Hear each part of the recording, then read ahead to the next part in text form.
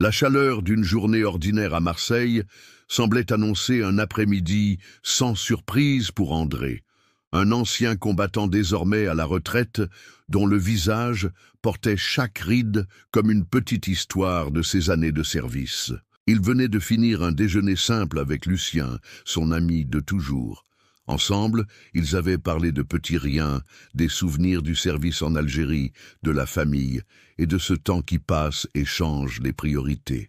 Après avoir dit au revoir à Lucien, André s'arrêta à la station-service du boulevard Rabateau, une habitude presque rituelle, avant de rentrer chez lui dans le 10e arrondissement. Il voulait simplement faire le plein, payer en espèces comme il le faisait toujours, puis retrouver la tranquillité de son petit appartement, loin de l'agitation de la ville. Tout était calme en apparence. André garait sa vieille Peugeot au bord d'une des pompes. Il en sortit sans hâte, vêtu d'un pantalon en coton et d'un polo passé, rien qui puisse attirer l'attention ni rappeler une époque où il commandait des équipes et inspirait le respect, parfois la crainte, de ceux qui l'entouraient. Pourtant, dès qu'il posa le pied sur le bitume chaud, il sentit quelque chose changer dans l'air. Une voiture de police, banalisée mais reconnaissable pour qui a connu l'uniforme, glissa lentement devant les pompes. Les deux policiers, à l'intérieur, dirigèrent vers lui un regard insistant, trop long pour être simplement une coïncidence. André essaya de s'occuper l'esprit avec les gestes familiers, sortir la carte de fidélité, décrocher le pistolet à essence, vérifier le montant restant sur son compte. Mais ce regard le suivait, piquait sa nuque comme un courant d'air froid en plein été. Pendant des années, il avait appris à lire ses signaux, à deviner l'escalade avant même qu'un mot soit prononcé. Ce n'était pas de la paranoïa, mais juste une forme de vigilance, un instinct forgé au fil des décennies, des petites vexations et des grandes décisions dont il avait été témoin ou acteur. Sans qu'il sache vraiment pourquoi, André sentit ses épaules se tendre. Peut-être un simple contrôle, peut-être rien du tout. Mais ce samedi, tout indiquerait bientôt que la routine, cette fois-là, n'irait pas tout à fait comme prévu.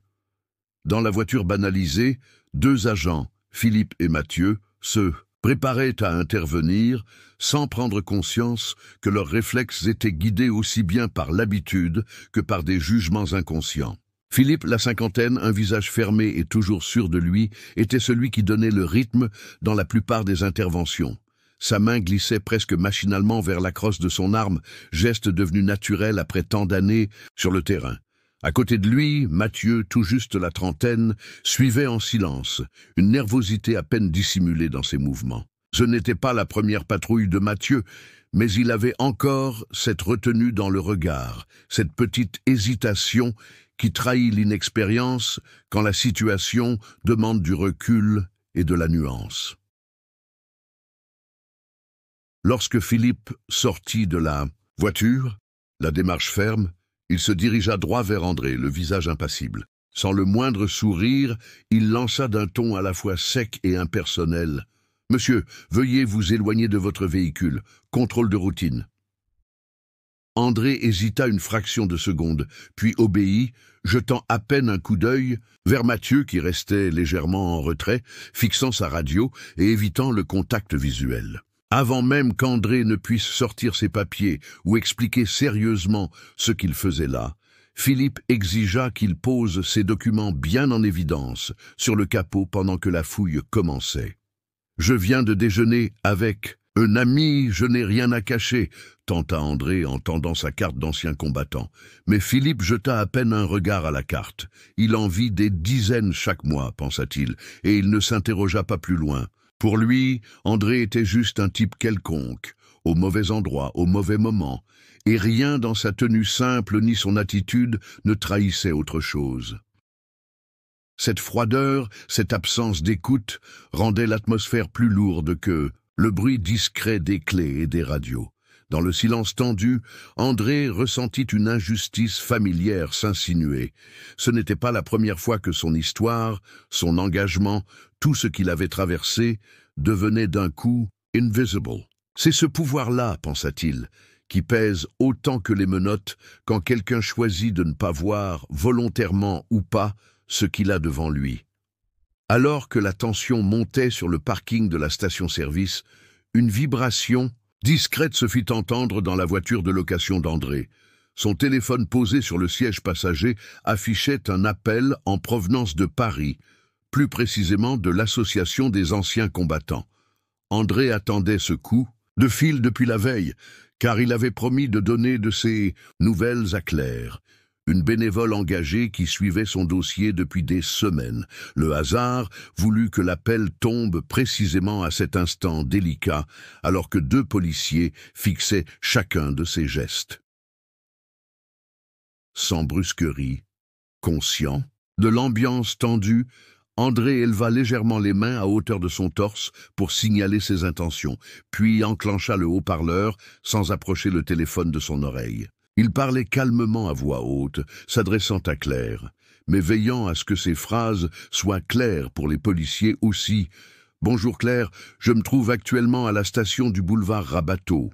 Je suis contrôlé par la police, mais tout va bien. » Son instinct de survie, rodé par des années à gérer l'imprévu, lui dicta de rester transparent et posé. Il savait que le moindre geste brusque, la moindre incompréhension pouvait tout faire basculer.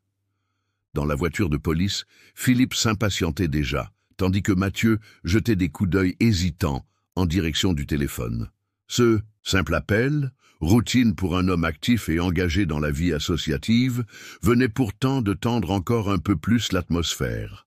Ce que personne ne savait alors, c'est que Claire, à Paris, percevait tout dans la voix d'André, la fatigue, l'anxiété maîtrisée, la tension entrecoupée de bribes de politesse. Aussitôt, elle posa son bloc-notes, coupa la conférence interne de l'association et concentra toute son attention sur ce qui se passait à Marseille. Certains mots clés, le nom de la station, la mention d'un contrôle marqué, suffirent à éveiller ses réflexes. En quelques secondes, Claire envoya un message rapide à une connaissance à la mairie de Marseille, juste au cas où la situation dégénérerait.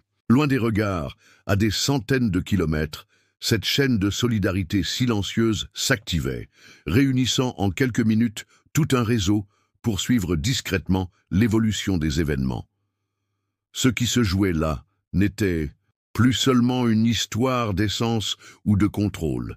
C'était la preuve vivante que parfois, un petit geste peut avoir des conséquences bien plus grandes qu'on ne l'imagine. L'agacement de Philippe monta d'un cran lorsque la conversation téléphonique d'André ne prenait pas fin, et surtout quand il remarqua que ce dernier restait maître de lui, parlant sans animosité, mais en exposant calmement sa situation à Claire à Paris. Pour Philippe, c'était l'attitude d'un provocateur, pas celle d'un honnête citoyen. Oubliant presque la présence mal assurée de Mathieu, il coupa court à toute discussion.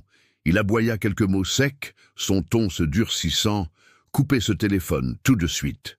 Puis, sans laisser à André le temps de s'expliquer davantage, Philippe s'approcha brusquement, agrippa le bras d'André et le força à se retourner contre la portière du véhicule. En quelques gestes rapides, il sortit les menottes de sa ceinture et les referma autour des poignets d'André avec une fermeté qui ne faisait que souligner la froideur mécanique de la scène.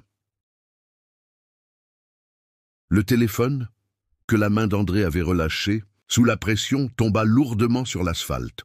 On entendait encore la voix de Claire en haut-parleur, répéter nerveusement « André, André, vous m'entendez ?» Sa voix résonnait dans cet espace soudain figé, petite lueur humaine, dans le ballet impersonnel des gestes policiers. Mathieu, témoin direct de la scène, sentit une gêne profonde l'envahir. Il observa Philippe sans oser intervenir, mais son regard en disait long.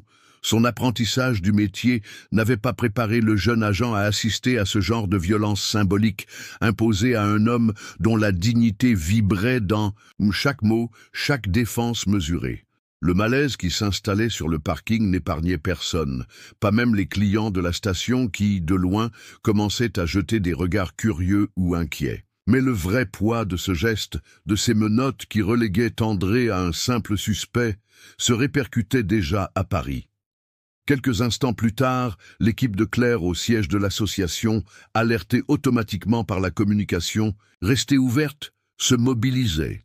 Les téléphones chauffaient, des messages étaient transmis à des contacts au sein de la préfecture de police, et en sous-main, l'affaire commençait à circuler dans de petits cercles bien renseignés.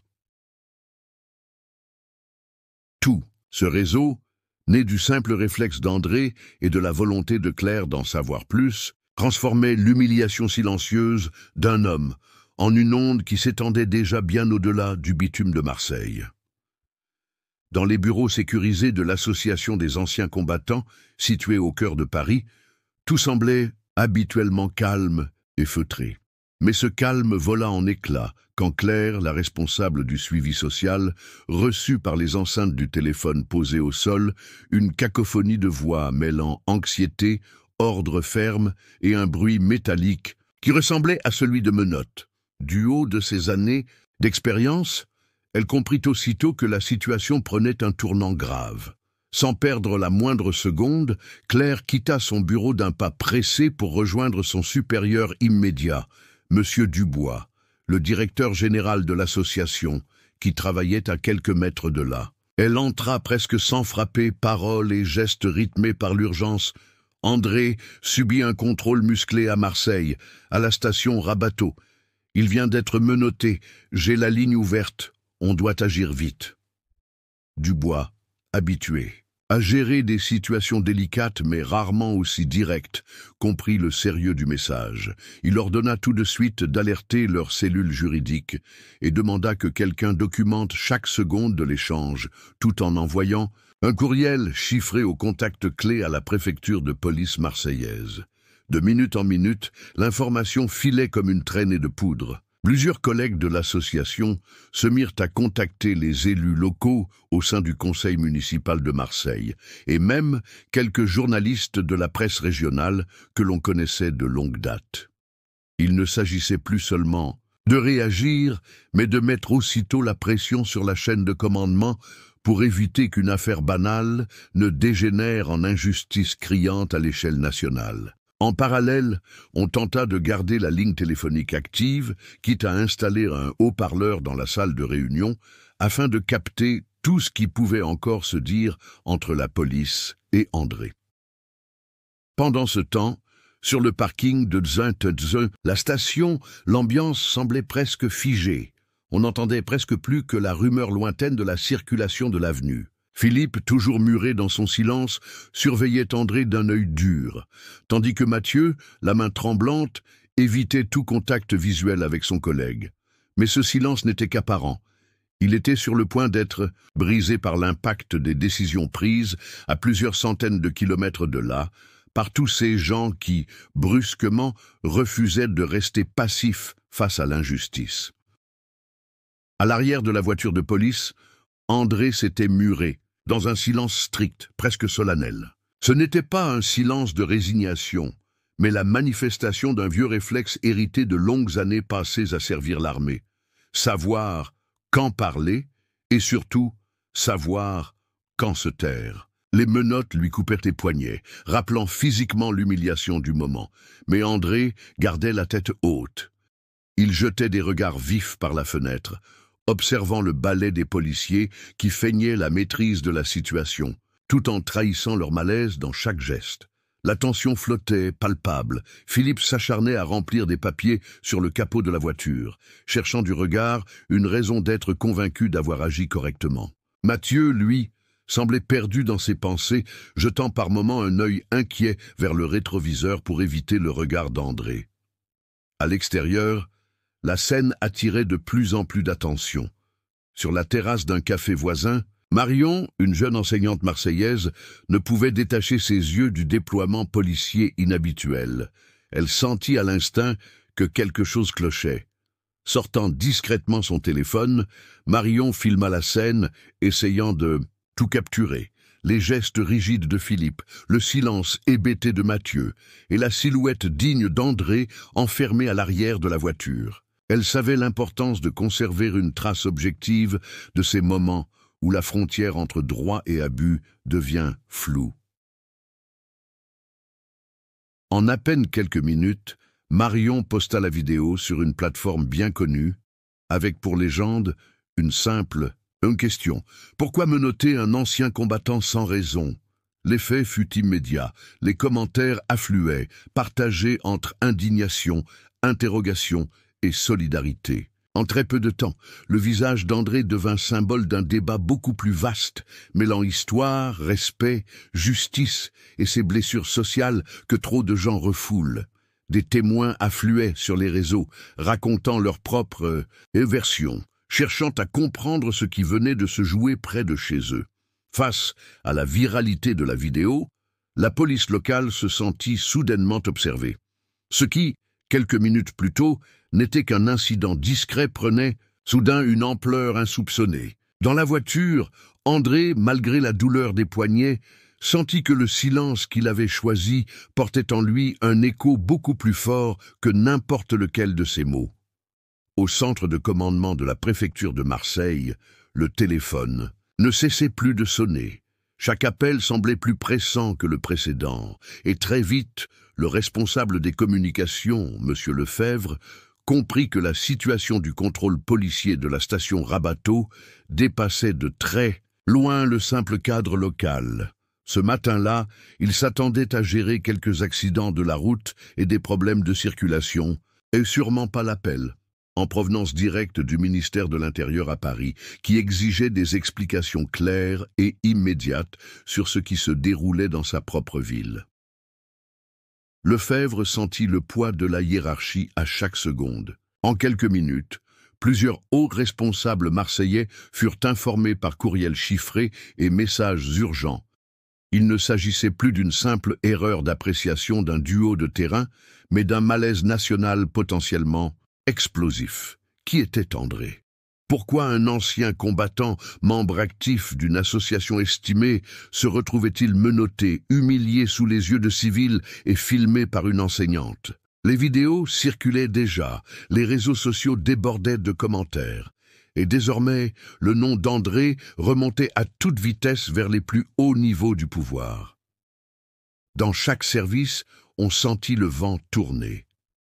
Les consignes passaient, certains proposaient de gérer la communication en minimisant les faits, d'autres évoquaient au contraire la nécessité d'une totale transparence, sentant le risque d'un scandale qui pourrait éclabousser toute la chaîne de commandement. La pression monta encore d'un cran lorsqu'une conseillère du ministère téléphona personnellement à la préfecture, insistant sur l'urgence d'un rapport circonstancié et d'une réponse officielle, dans l'heure.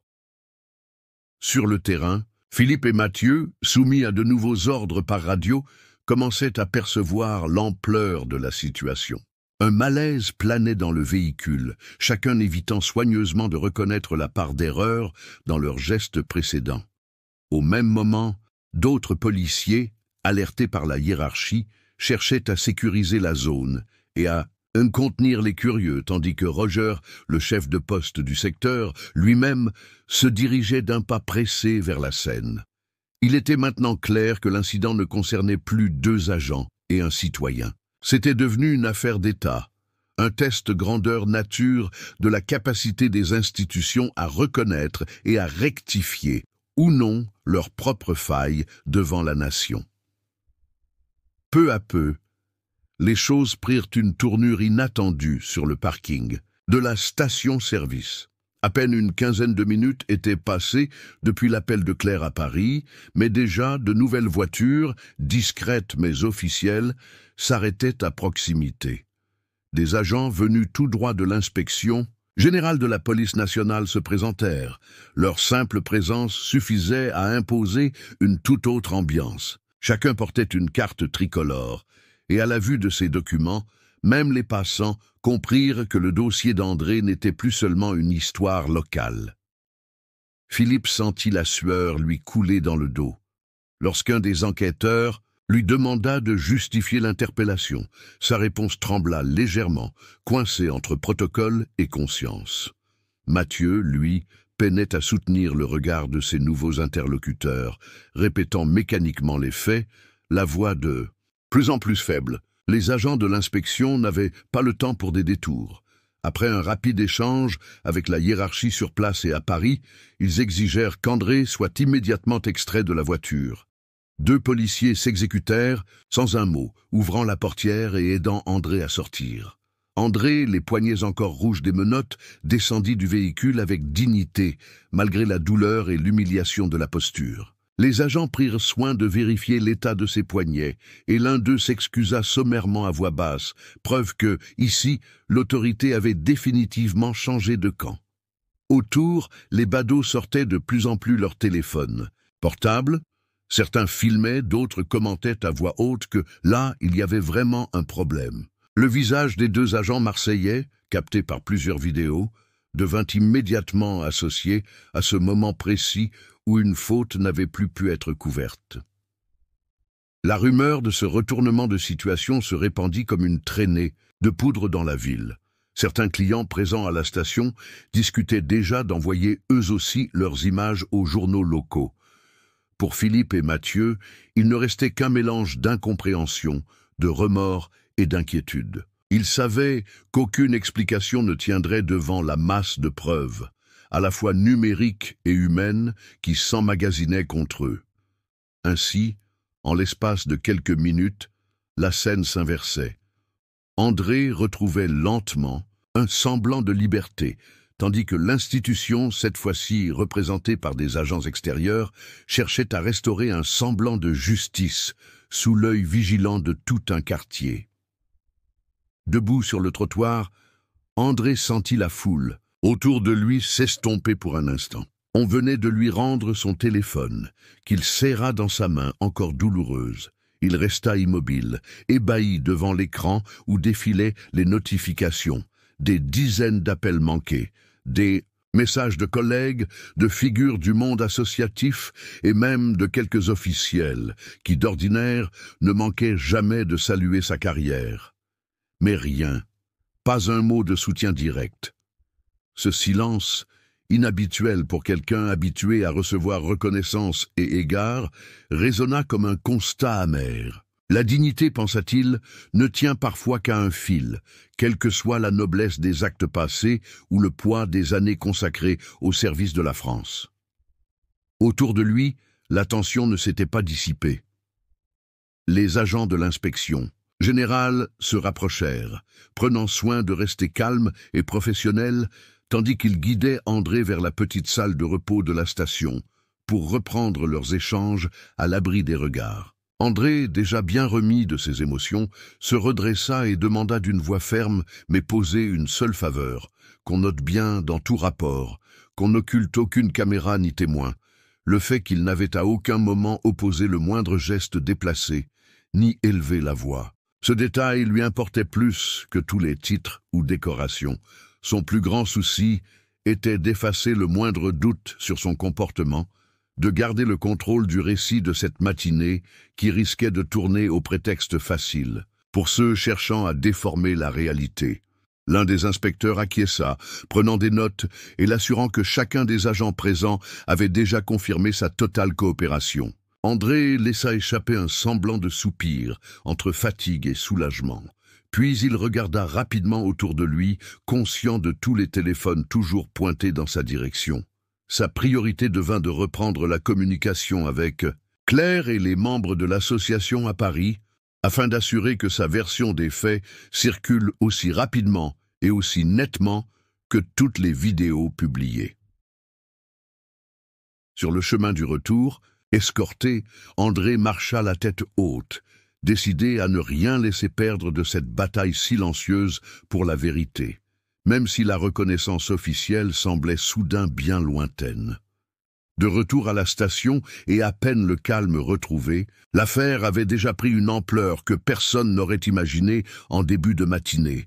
L'inspection générale avait rédigé les premiers rapports et, en l'espace de quelques heures, les hauts responsables de la région, des représentants du ministère de l'Intérieur, des officiers supérieurs de l'armée et même un conseiller de l'Élysée s'étaient saisis du dossier. Partout dans Paris et Marseille, le nom d'André apparaissait dans les discussions les plus officielles.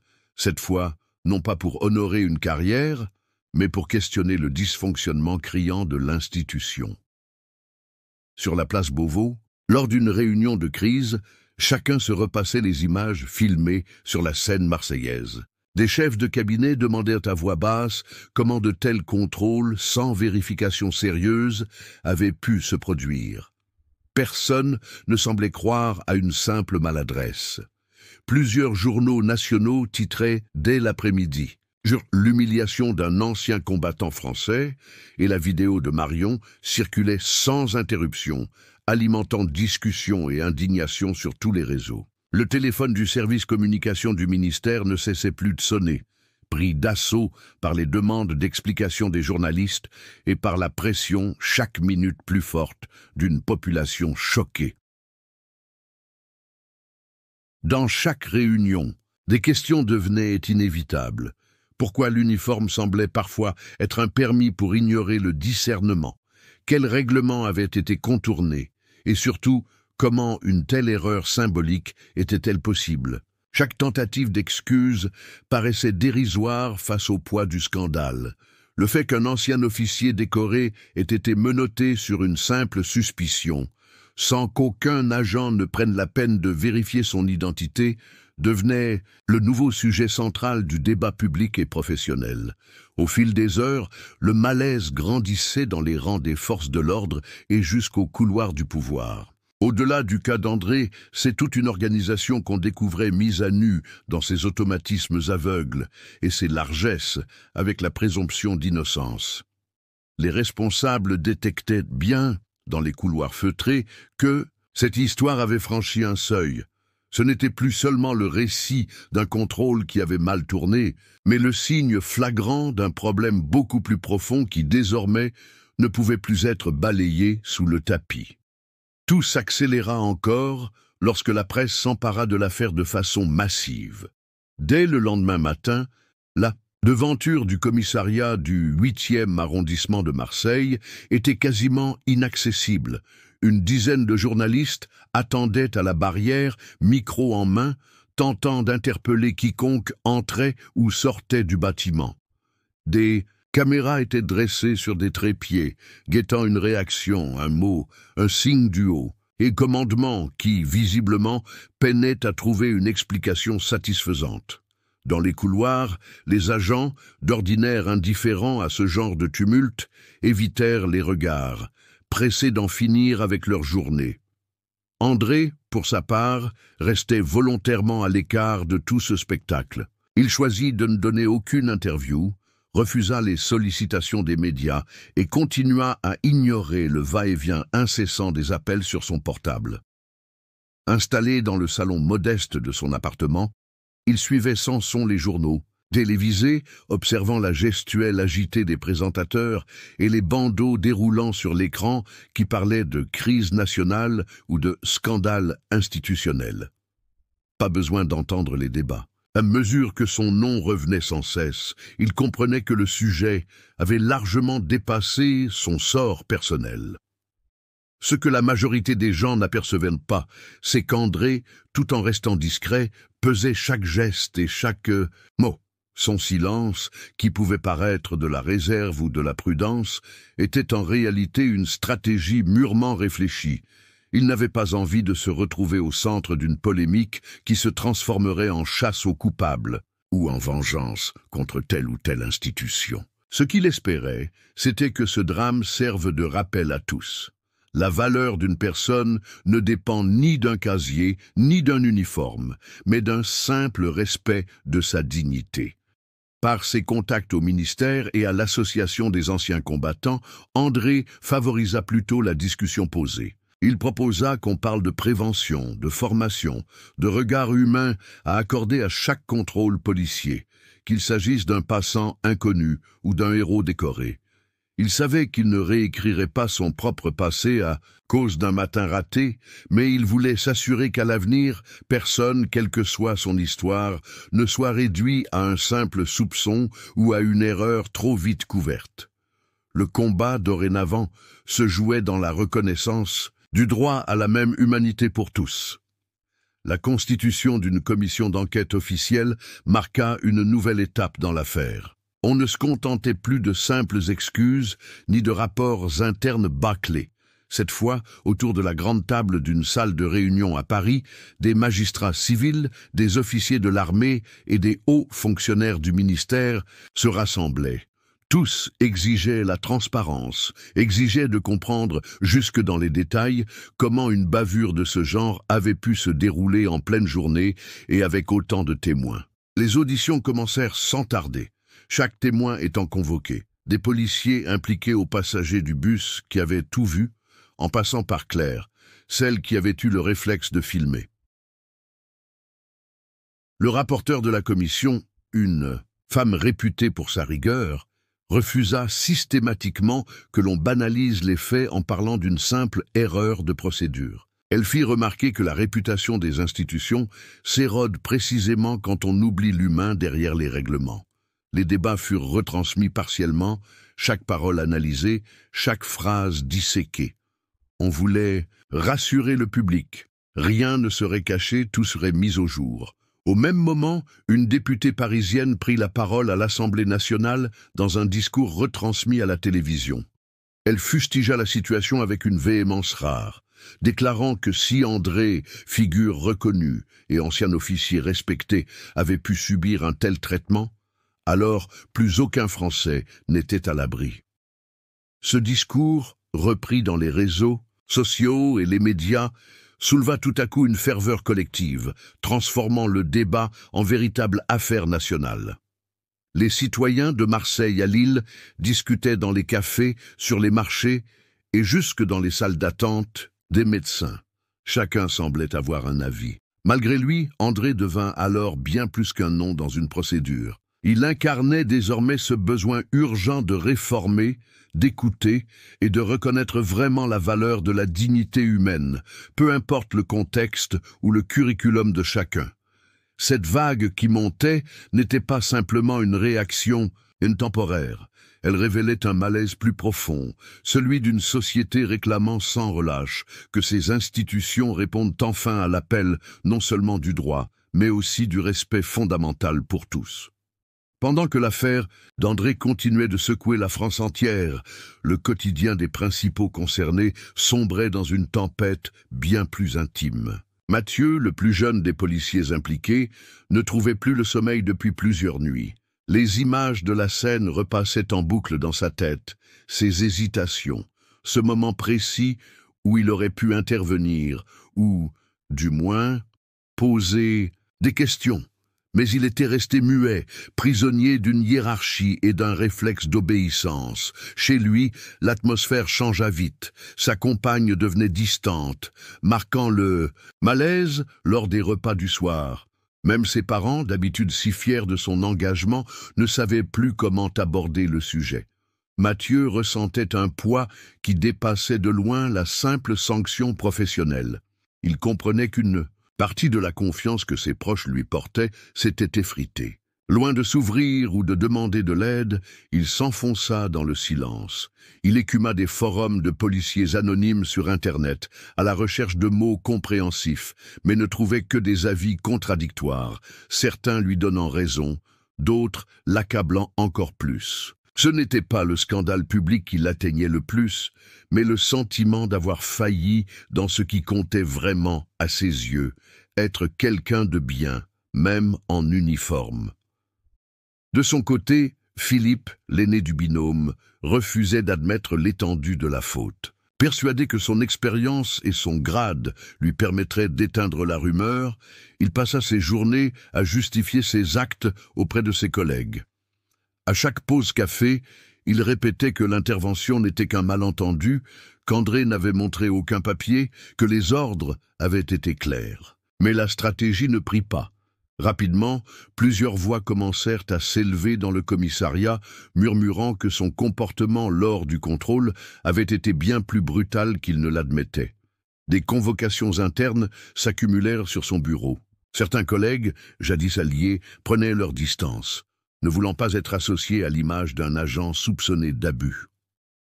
Dans le tourbillon médiatique, alors que tout le pays semblait avancer guidé par l'évidence d'une nécessaire remise en question, les deux policiers confrontaient leurs propres limites. Pour Mathieu, c'était la solitude face à son erreur. Pour Philippe, l'angoisse d'un statut désormais contesté, rongé par la critique au cœur même de sa propre maison. Peu de temps après, la vérité éclata sans ambiguïté. Les images récoltées par les caméras piétons des policiers, alliées aux vidéos prises par les passagers, circulèrent sur Internet et dans les médias nationaux.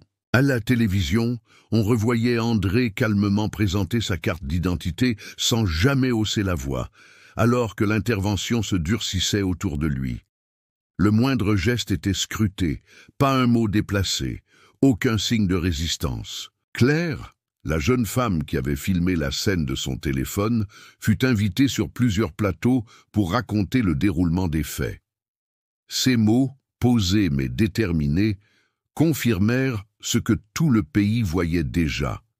Il ne s'agissait pas d'un simple malentendu, mais d'un abus manifeste. Les services de communication de la police tentèrent d'abord de défendre la version officielle, invoquant des termes flous comme « désobéissance » ou « contrôle difficile ». Mais désormais, les preuves concrètes, visibles par tous, rendaient ces termes vides de sens, résonnant comme de fragiles excuses. Très vite, la pression monta d'un cran. Dans les rues de Marseille, puis ailleurs en France, des petits rassemblements apparurent. Des citoyens brandissaient des pancartes réclamant la justice et le respect, non seulement pour André, mais pour toute personne confrontée à une suspicion injustifiée. Les débats à la radio et à la télévision prirent une tournure plus large. Des associations demandèrent une réforme profonde des contrôles d'identité, pointant le risque que chacun puisse, un jour, se retrouver à la place d'André. Puis la nouvelle tomba. Mathieu et Philippe étaient officiellement suspendus de leurs fonctions en attendant la fin de l'enquête. L'annonce, bien que symbolique, ne suffisait pas à apaiser la colère. Les excuses formulées publiquement par la préfecture semblèrent tardives. Beaucoup jugèrent qu'elles relevaient plus d'un réflexe de gestion de crise que d'une véritable prise de conscience. Aux abords du commissariat, les manifestants ne réclamaient pas la tête de 2 policiers en particulier, mais un changement d'attitude, un système plus attentif, plus respectueux, où l'erreur humaine ne soit jamais déguisée en faute partagée de la victime. Pour André, voir autant d'anonymes se lever pour défendre une cause qui dépassait son histoire personnelle fit naître un mélange étrange de fierté et de responsabilité. Il comprit alors que, même sans l'avoir cherché, il s'était retrouvé au cœur d'un mouvement qui lui tenait à cœur, rappeler la valeur et la fragilité de la dignité humaine partout et pour tous. Au beau milieu de l'agitation médiatique et des comptes rendus télévisés, André maintint sa ligne de conduite. Il demeura silencieux, fidèle à lui-même, ignorant les demandes d'interview ou de passage à l'antenne qui affluaient quotidiennement à son domicile. Il laissa son téléphone sur la table du salon, notification en pagaille, et choisit d'aller là où il se sentait vraiment utile. L'hôpital des anciens combattants, à Lyon. Dès que ses pas résonnèrent dans le grand hall, des regards complices se tournèrent vers lui. Ici, on reconnaissait en lui non le symbole d'un scandale relayé partout, mais l'homme solidaire qu'il avait toujours été. Il partagea un café avec Michel, un camarade de longue date, et entreprit de remonter le moral d'une nouvelle recrue, Thomas, qui vivait mal sa réinsertion. Dans chaque chambre visitée, André retrouvait cette chaleur discrète et ces discussions franches qui faisaient de la vraie richesse de sa vie depuis la retraite. Pour lui, il était inutile de s'afficher devant les caméras. L'essentiel se jouait dans ces moments de soutien réel, loin des projecteurs. Un ancien adjudant passa le voir pour échanger des nouvelles, plaisanter un peu et parler de leurs vieux souvenirs de manœuvres dans la campagne bourguignonne. Ces instants lui rappelaient pourquoi, malgré la tempête médiatique, il continuait à croire à la valeur du service simple, celui qui ne demande rien, ni public, ni reconnaissance. Mais dans les bureaux municipaux, la tension ne retombait pas. À la mairie de Marseille et jusque dans les réunions des conseils de quartier, les questions surgissaient devant les caméras. Comment une telle situation avait-elle pu arriver ? Pourquoi aucun mécanisme de contrôle ou de formation n'avait empêché ce dérapage? Plusieurs élus exigèrent des comptes, poussant pour la création de véritables modules de formation à l'empathie et la remise en question de certaines pratiques héritées. Les débats publics devinrent de plus en plus animés, certains pointant du doigt le manque total d'écoute institutionnelle, d'autres accusant une culture de l'impunité parmi les agents sur le terrain. Au fil des jours, alors que les chaînes d'information évoquaient encore le nom d'André à chaque bulletin, ce dernier s'enfonçait plus encore dans l'anonymat bienveillant de l'hôpital. Ce choix, loin d'être une fuite, était pour lui la plus digne des réponses. Rappeler tranquillement, à coups de petites attentions, que le service et la solidarité ne s'achètent pas et ne se déforment pas devant un objectif. Face à l'ampleur du scandale, les initiatives locales se multiplièrent. Un samedi matin, la grande salle du centre communautaire de la Belle de Mai à Marseille se remplissait lentement. Anciens combattants, enseignants du lycée voisin, membres d'associations de défense des droits et habitants du quartier prenaient place, certains un peu anxieux, d'autres franchement révoltés.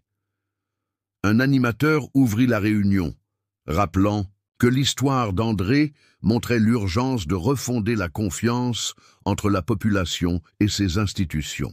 Même si André lui-même n'était pas présent, son nom flottait dans l'air, souvent cité comme le point de départ du ras-le-bol général. Les échanges allaient vite au-delà de son seul cas. Une femme raconta comment son fils, étudiant, avait subi des contrôles répétitifs, ressentant chaque fois l'humiliation d'être suspecté sans raison. Un ancien gendarme, ému, avoua sa honte d'avoir parfois fermé les yeux par commodité. Des militants plaidèrent pour davantage de formation humaine et pour que les contrôles soient repensés autour du dialogue. On sentait dans la salle une sorte de fraternité nouvelle, faite non pas de colère pure, mais d'une volonté sincère de comprendre l'autre et d'agir pour transformer. Pendant ce temps, la diffusion intégrale des images, mises en accès d'un public sur des sites citoyens, attisait les discussions. Les séquences, sans montage ni coupure, rendaient toute tentative de minimisation impossible. Beaucoup reconnaissaient André dans son attitude paisible, mais surtout voyaient dans l'attitude de Philippe un problème bien plus large que le simple excès de zèle. Peu à peu, des voix s'élevaient pour révéler d'anciennes plaintes contre Philippe, restées sans suite jusque-là. Des histoires similaires, parfois passées sous silence par la hiérarchie, refaisaient surface. On découvrait une série d'abus, d'humiliations gratuites ou de propos déplacés, entretenus dans une forme de routine, acceptée par habitude plus que par choix. Cette révélation collective bouleversa jusque dans les cercles policiers où l'on commença à parler ouvertement de changer profondément les méthodes et l'esprit du métier. L'espoir grandissait que la leçon de tout cela ne s'arrête pas à un cas personnel, mais pousse à revoir l'ensemble, réorganiser les formations, instaurer un meilleur suivi et surtout créer une vraie culture du respect. Pour beaucoup, c'était le début d'une prise de conscience que le temps avait déjà trop longtemps repoussée. Très vite, l'histoire d'André déborda largement les frontières de la région marseillaise. Dans tout le pays, et même au-delà, des anciens militaires et des policiers à la retraite commencèrent à partager des expériences comparables. Certains envoyèrent des lettres à des journaux locaux ou publièrent des messages sur Internet, racontant ce sentiment de disparition à partir du jour où l'uniforme était laissé au vestiaire. Beaucoup disaient avoir, eux aussi, eu droit à l'indifférence, au soupçon, comme si leurs années de service ne comptaient soudainement plus pour personne. Ce mal-être, longtemps gardé sous silence, éclata d'un coup, révélant une blessure bien plus large que ce que quiconque avait imaginé. C'est Chantal, une figure engagée dans l'accompagnement des vétérans à Toulouse, qui proposa alors de donner un nom à ce mouvement, un respect pour tous. En quelques jours, ce slogan se retrouva sur des affiches, des t-shirts et même en titre de plusieurs grands articles. Chantal sut mobiliser non seulement ses camarades anciens soldats, mais aussi des citoyens, des professeurs, des parents d'élèves et de jeunes en formation. Très vite, la dynamique dépassa l'entourage direct d'André pour toucher des communes jusque dans le nord du pays et même en Belgique francophone. Face à cette mobilisation, des institutions réagirent enfin. Des stages de sensibilisation furent mis sur pied dans plusieurs départements. À Lille, par exemple, de jeunes policiers furent invités à écouter d'anciens militaires raconter leur vécu, les réussites, mais surtout les moments de mise à l'écart. Cette rééducation soudaine, encouragée par certains syndicats, de police parfois prudents, s'accompagna d'ateliers dans les écoles et de rencontres citoyennes. Les collectivités, voyant la sincérité de la démarche, investirent du temps et parfois même de l'argent dans ces projets. On vit des personnes extérieures, psychologues, travailleurs sociaux, éducateurs sportifs, s'impliquer, conscients que le vrai changement naît de l'échange. Pendant ce temps, la photo d'André, prise à son insu un jour où il écoutait simplement un camarade à l'hôpital, devint malgré lui un symbole. Sur les réseaux sociaux, elle circulait, accompagnée de témoignages ou de slogans fédérateurs. Peu à peu, même ceux qui n'avaient jamais porté l'uniforme se retrouvèrent concernés, touchés par la vague d'espoir et le besoin de reconstruire une autorité vue comme humaine et protectrice, plutôt que dominante et intouchable. Alors que tout le pays continuait de débattre et d'imaginer les suites possibles à l'affaire, André reçut, un matin, une lettre inattendue. Sobre sans fioriture, elle venait d'un service administratif du ministère de l'Intérieur à Paris. On l'invitait formellement à participer à une audience disciplinaire qui aurait lieu quelques semaines plus tard. Cette rencontre n'allait pas se résumer à une simple formalité. Il s'agirait de déterminer le sort de Philippe et Mathieu, les deux policiers impliqués, mais aussi, surtout, d'ouvrir un nouveau chapitre dans la manière de traiter de tels incidents. André hésita longuement avant d'accepter. Autour de lui, les conseils affluaient. Quelques amis le poussaient à saisir cette occasion pour demander une sanction exemplaire, histoire de frapper les esprits et d'empêcher d'autres débordements. D'autres lui murmuraient qu'il serait plus courageux de prôner la réconciliation, de ne pas ajouter de la douleur à la tempête déjà traversée. Finalement, guidé par son expérience et sa propre histoire, il choisit de venir en personne, prêt à parler franchement, sans chercher ni scène, ni revanche. Le jour venu, la salle d'audition était bien remplie. Il y avait des représentants, de la préfecture, des responsables syndicaux, des juristes, mais aussi plusieurs citoyens tirés au sort pour participer au débat. Tout le monde savait que la séance avait une portée nationale, que chaque prise de parole serait écoutée avec attention, disséquée, commentée par la presse et le public. Quand arriva son tour de s'exprimer, André demanda quelques secondes de silence.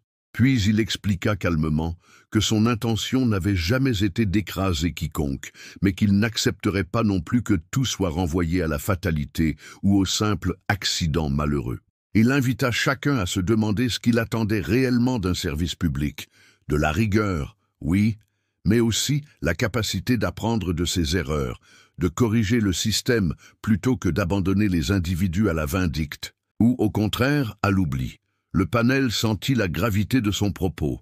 C'était plus qu'une opinion personnelle. André venait rappeler l'enjeu collectif, la nécessité d'un équilibre entre sanction et reconstruction.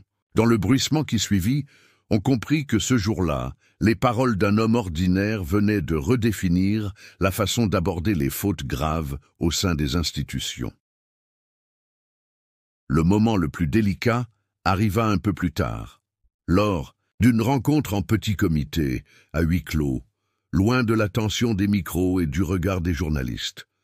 Dans une pièce neutre d'un bâtiment administratif à Paris, André se retrouva enfin face à Mathieu et Philippe.